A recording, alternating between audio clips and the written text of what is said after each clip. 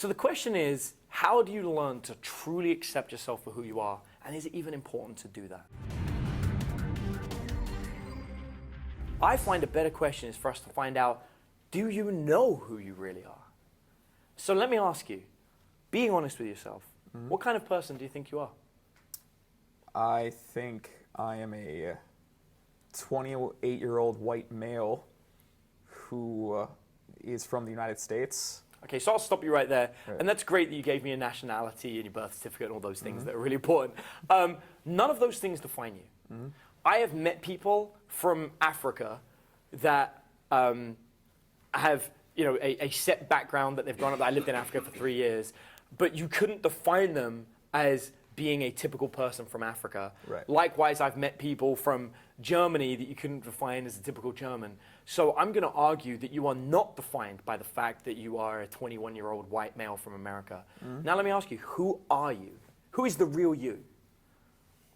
What kind of a question is that? I'll make it simple. In your core, do you describe yourself as a positive person, or do you describe yourself as a negative person? Honestly, probably negative.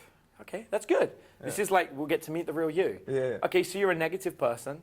Are you negative about others or about yourself? About myself, mostly. Are you negative about others at all? I think the negativity about myself bleeds into other people. Okay, so the negativity about yourself bleeds into other people, but yeah. like, are you down about other people around you? Do you try to put them down, make them feel bad? No, I don't think so. Okay, so you're negative about yourself, so it's self-deprecating. Right, yeah. Okay, let's ask you, what are your beliefs?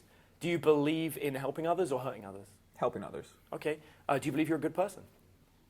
I think I try to be a good person. Okay, I think that's all anyone can truly try. Right.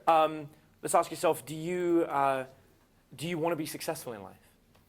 Yes. Okay, are you ambitious? Yeah, I'd say so. All right, and we've spoken about that, so that's something you want to do. So you're somebody who is negative about yourself, but kind, caring, looks after others, is ambitious in life, and wants to go somewhere. I know, it doesn't make any sense, man. What are your reasons for being negative about yourself? I think a lot of it just has to do with the way I've been treated in a lot of ways. The way I set myself up for expectations that I don't exactly meet.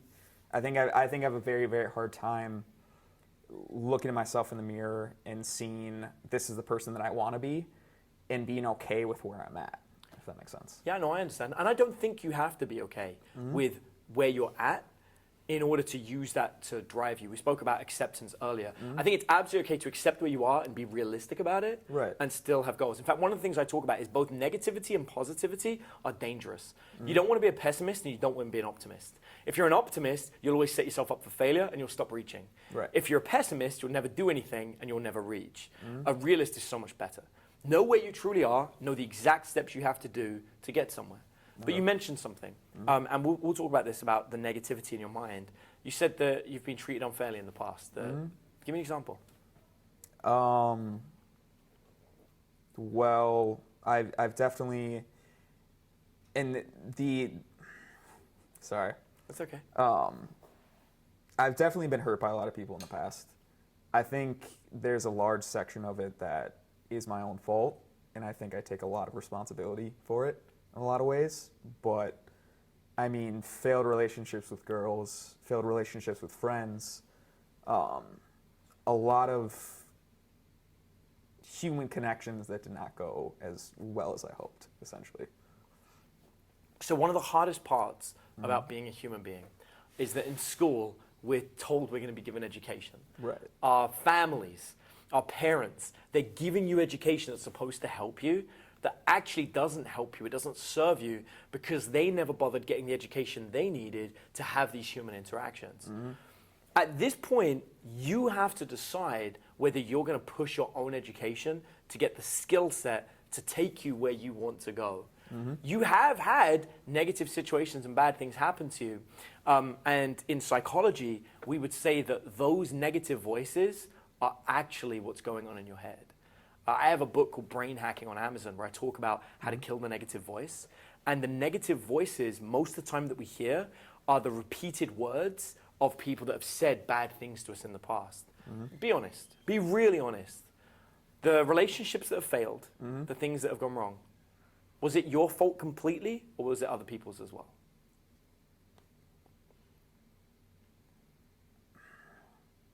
I think completely honestly, I think the majority of the blame is my fault.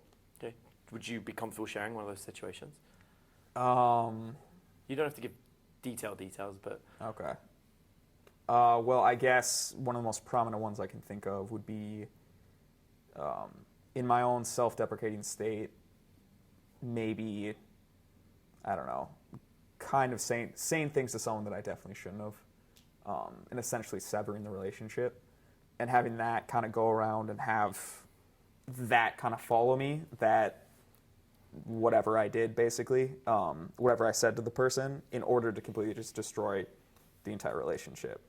Yeah, I mean. that's fine. Yeah. So there's a very common scenario here that you're describing, which is the self-fulfilling prophecy. Right, yeah. It's where you're concerned that something bad's going to happen, so you push it and you say the thing to prove that it works, and then you succeed in damaging the relationship, and afterwards you're left being proven that you can cause enough damage to ruin the relationship in the first place, and then you end up in the scenario that you created. Right. And this is the danger about pessimism and negativity, which is if you test a relationship, you will almost always find that it fails. Okay. And this is something that I say to people even in their dating life. They'll be like, I just want to test to see if my partner would cheat.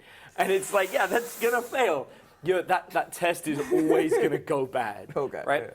Yeah. The whole point about a relationship, I was talking about this earlier, is you are on a journey in life. And some people are there to travel that journey with you for short periods of time, and some people are there to travel long periods of time. You've made mistakes in your past relationships, and that's all true, and you've messed up friendships, you've done everything wrong, but like, I don't know any of those people. I don't know any of that situation. Your relationship with me is completely fresh. From this point on our path that we walk together, you're in control of how you create it. You absolutely have the power to push me away from your journey and to walk on your journey on your own. You also have it in your power to do everything you can to ensure that you and I continue on that road with you for as long as possible, and with everyone that you meet. For me, just like you, I've had situations where I've said things that I regret. I've lost people in my life because I've said something that I probably shouldn't have said. And if I could go back in time, would I say it again? Who knows? I might not. But the point is, I've learned enough about life to realize that ultimately, if you want to get the success that you want, then you can't be pushing people away. And instead, you've got to learn from the mistakes that you've had before and bite the tongue and, take it easy. But you've got to accept that what you did happened. And this is that true acceptance, and own the fact that you made mistakes so you can learn from them. Because now it's time for you to move on beyond that and to say, okay, this is who I was, but this is not who I will be going forwards. And choose to be that different person that gets much better reactions and has a better life. And you'll find that when you can truly accept that, that's when you're going to find these real connections with people. So let me ask you this. You speak a lot of negativity about yourself. You said there's a lot of negative things. Right.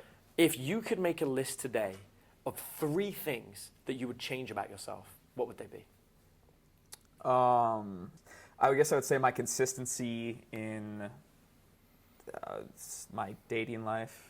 So I would argue that that's a reaction from somebody else. Right. What would you say are 3 things about you that you wish you could change?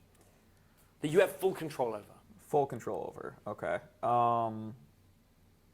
I would say taking better care of myself. Okay. I would say being less hard on myself. Okay. And I would say, 3 is hard. I don't know. Well, I love this, right? This Yeah. is someone standing opposite me that says I'm really negative about myself, and you can only think of 2 things that you'd like to change. I mean, that's a win as far as I'm concerned, right? Like, how bad can it be if there's only 2 things? Right. Which nothing wrong with that. Both those 2 things are easy fixes. Right. So taking better care of yourself is probably going to take less than 45 minutes a day. If you think of the full 24 hours in the day, and you can spend less than 1 hour and achieve that goal, do you currently have a morning routine? Somewhat, yeah. Somewhat. Is it like a real taking care of yourself, grooming routine? No. Right. So I would start by that. A really good buddy of mine, Hal Elrod, wrote a book called The Miracle Morning. And that's all about developing a routine that achieves the most complicated and important things in your life first. So for you, if you're looking to develop a morning routine where you look after yourself and take better care of yourself, start like that. Okay. One of my friends used to say this.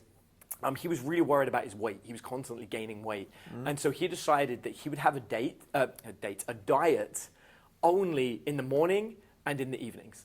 So he'd be like, the middle of the day, he's like, I'm gonna not have a diet, but I will have a diet in the morning when my willpower is the strongest, Right. and I will have a diet in the evening as well. By choosing to have a diet for only a certain period of the day, it allowed him to move ahead, but still look after himself. So even though he was going by day and giving in to his cravings or what have you, he still fought it off.